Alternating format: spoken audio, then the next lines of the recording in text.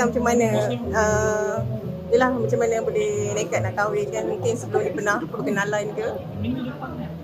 Saya telah berkenalan dengan Aziza lama, tetapi tidak saya terdekat. Tetapi dalam masa 4-5 bulan lepas, saya telah meneruskan lagi perhubungan kami, dan ini yang menyebabkan kita nak berkahwin.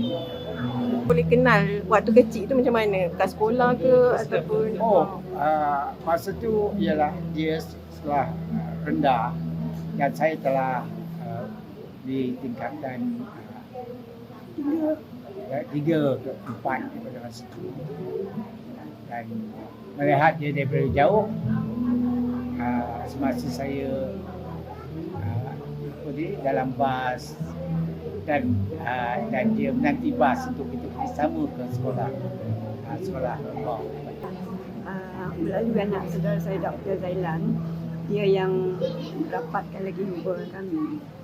Itu daripada situ bermulanya dan kita selalu berhubung. Tapi tak pernah jumpa, berhubung melalui telefon saja. Oh ni? Saya percaya jodoh saya satu hari akan sampai. Jadi bila masa tu saya tak pasti. Setiap orang tu ada jodoh masing-masing. Dengan izin Allah, saya dipertemukan dengan Dr. Muhammad Shah. Dan saya perhatikan dia sesuai lah dengan jiwa saya, dengan aktiviti. Itu dia lah.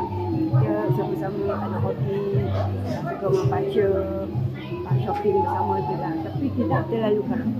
Kita cuma kerap melalui telefon.